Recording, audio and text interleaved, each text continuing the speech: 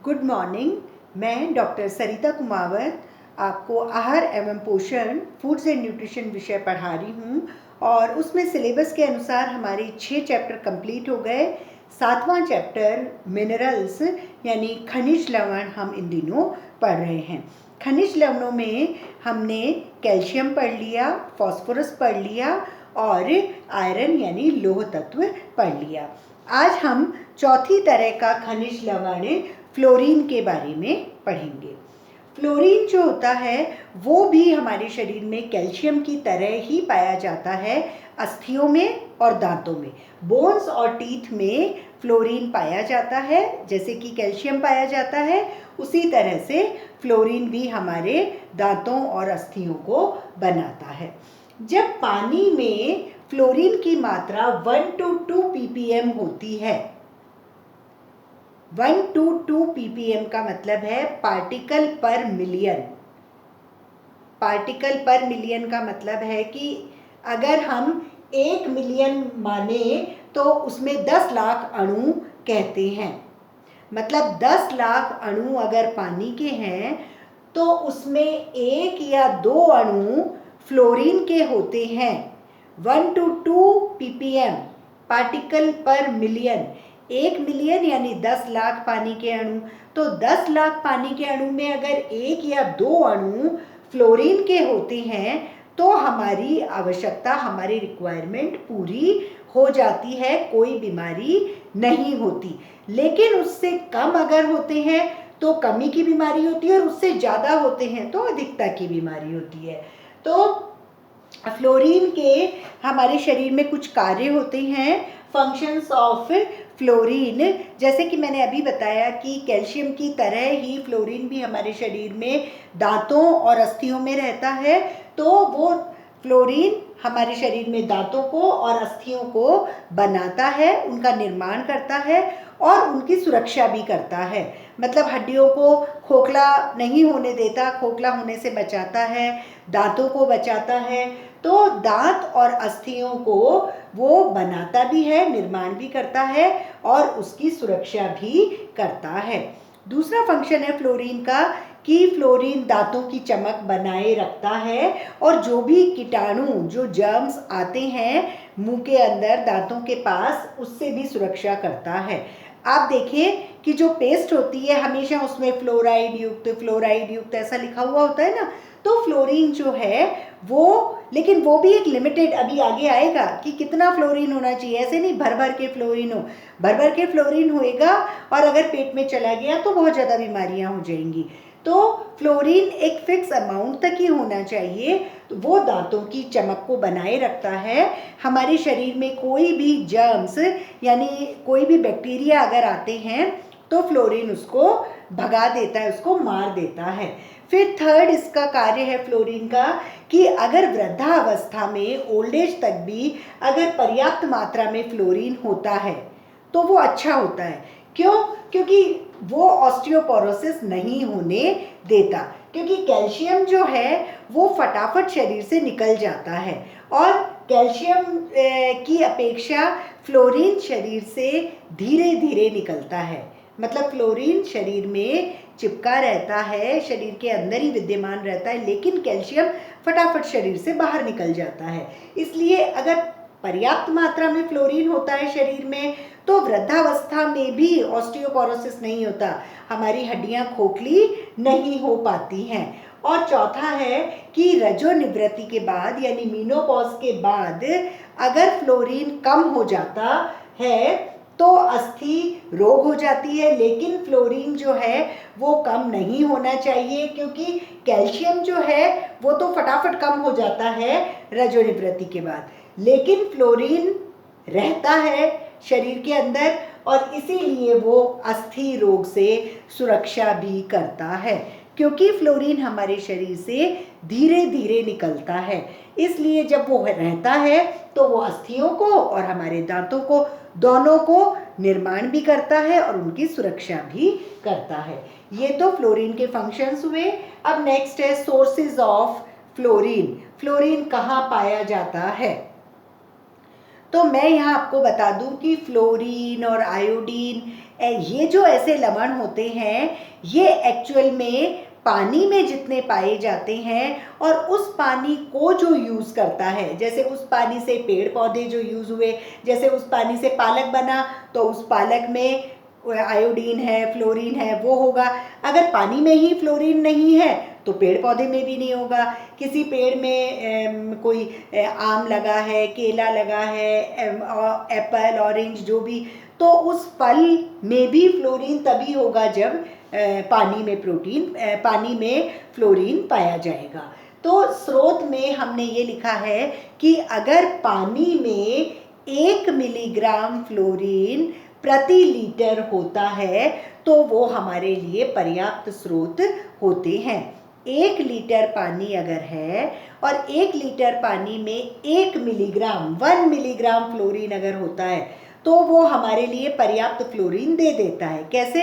ये पानी मिट्टी को फ्लोरीन देगा और ये मिट्टी और पानी मिलके पेड़ बनाते हैं। पेड़ के हम पत्ते खाते हैं, फल खाते हैं, बीज खाते हैं, तो इन सभी चीज़ों में फ्लोरीन पर्याप्त मात्रा में होगी।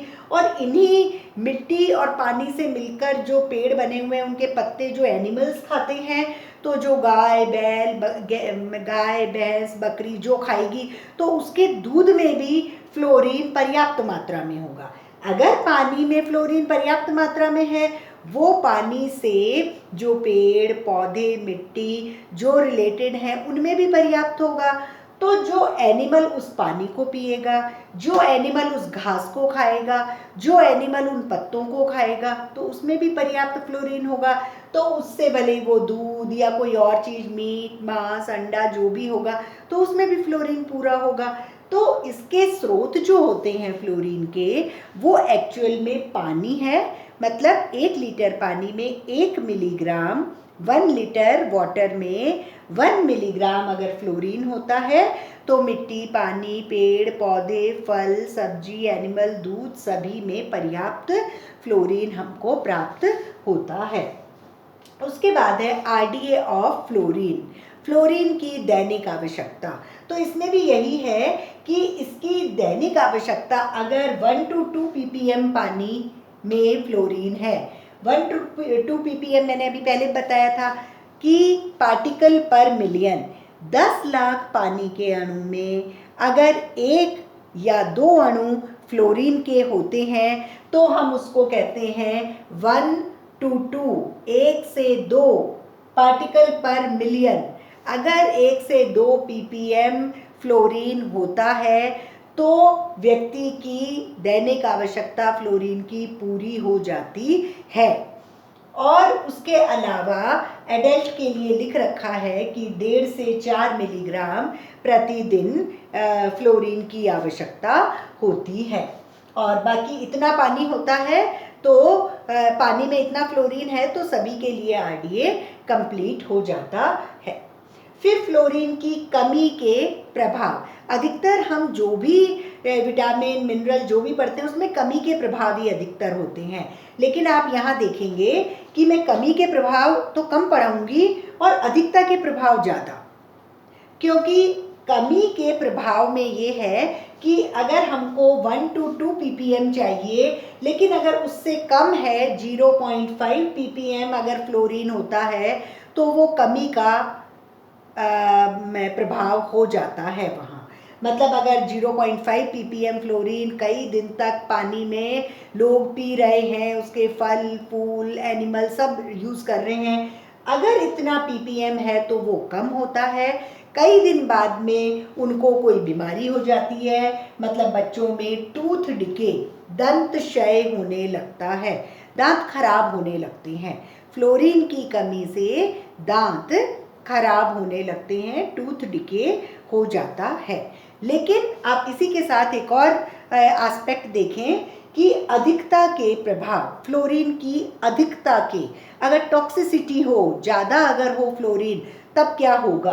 तो ज़्यादा में भी आप 2 देखेंगे एस्पेक्ट कि अगर फ्लोरीन पानी में 3 to 5 ppm हो तो ये बीमारी होती है, और अगर पानी में 10 ppm से अधिक हो या फिर वो व्यक्ति ही फ्लोरीन के मिश्रण वाले कारखाने फैक्ट्री में काम करते हों, तो उनके बहुत ज़्यादा फ्लोरीन अंदर आ जाएगा।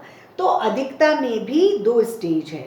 तो अधिकता के प्रभाव में मैं पहली स्टेज पढ़ा रही हूँ कि अगर फ्लोरीन पानी में 3 से 5 ppm हो, अगर 10 लाख अणु में 3 से 5 अणु फ्लोरीन पाए जाते हैं, तो पानी में वो अगर बहुत दिन तक कोई उसको यूज़ करता है, उस पानी को पीने के लिए, उस पानी से पेड़ पौधे उगा के उसके फल सब्जी खाने के लिए, उसी घास से जो एनिमल खा रहा है तो उसका दूध मांस वो सब खाने के लिए, तो व्यक्तियों के कुछ बीमारी हो जाती है, जैसे दंत वल्क, जो इनेमल होता है, दांत का जो ऊपरी भाग होता है वो चमकहीन हो जाता है, बिल्कुल उसमें चमक नहीं रहती, वो खुरदरा हो जाता है, और दांतों के ऊपर एक खड़िया मिट्टी जैसा सफ़ेद सफ़ेद पीला पीला भूरा भूरा दाग जैसा जम जाता है।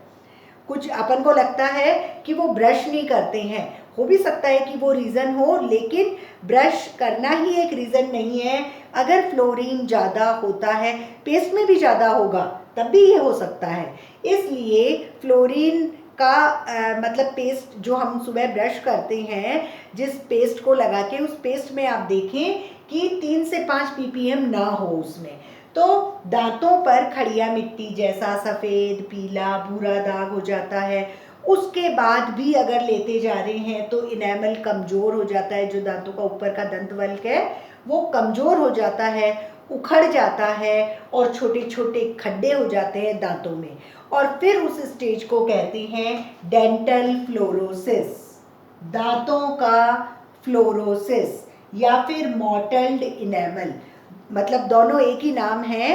अगर एग्जाम में आता है मॉटल्ड इनेमल किसे कहते हैं, तो भी आप यही लिखोगे कि अगर पानी में 3 to 5 ppm फ्लोरीन होता है तो दंतवल्क ऐसा ऐसा हो जाता है, तो वो मॉटल्ड इनेमल होता है। या फिर दांतों का फ्लोरोसिस, डेंटल फ्लोरोसिस कंडीशन हो जाती है। ये तो 3 to 5 ppm है।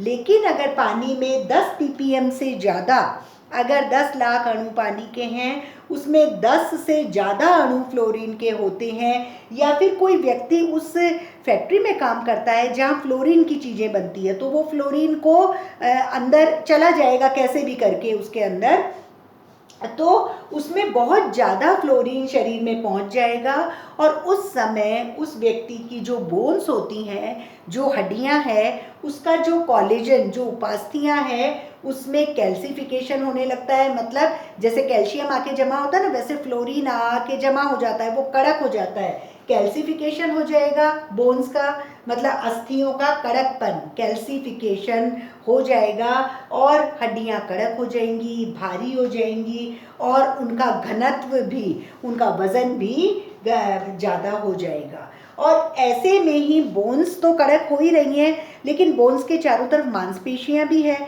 तो मांसपेशियां भी अकड़ जाती हैं, मसल्स भी अकड़ जाती हैं, हाथ पैर और रीढ़ की हड्डी के जो जोड़ होते हैं, जो जॉइंट्स हैं सारे, वो भी अफेक्टेड हो जाते हैं, वो भी प्रभावित हो जाते हैं, वो भी ज़्यादा हिलडुल नहीं पाते, काम नहीं कर पाते हैं। और अगर ये सब हो जाता है तो जो कंडीशन बनती है, हम उसको कहते हैं अस्थियों का फ्लोरोसिस, स्केलेटल फ्लोरोसिस। ये था डेंटल फ्लोरोसिस, और 10 के बाद अगर खाते जाते हैं तो अस्थियों का फ्लोरोसिस यानी स्केलेटल फ्लोरोसिस। और अगर किसी के स्केलेटल फ्लोरोसिस यानी अस्थियों का फ्लोरोसिस हो जाता है, तो उसमें जो लक्षण दिखाई देते हैं वो कुछ इस तरह से हैं कि स्केलेटल फ्लोरोसिस अगर उसके हो गया है व्यक्ति के, तो उसके जोड़ों में दर्द रहता है, वो व्यक्ति वजन उठाने में असमर्थ रहता है, वो वजन नहीं उठा पाता, उसको चलने में परेशानी होती है, उठने में बैठने में परेशानी होती है,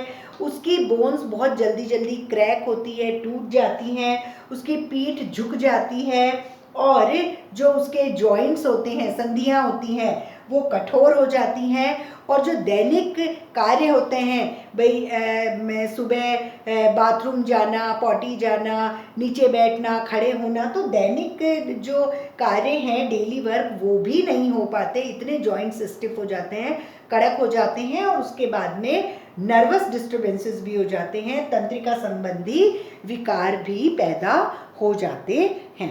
तो इस तरह से ये फ्लोरीन के बारे में था।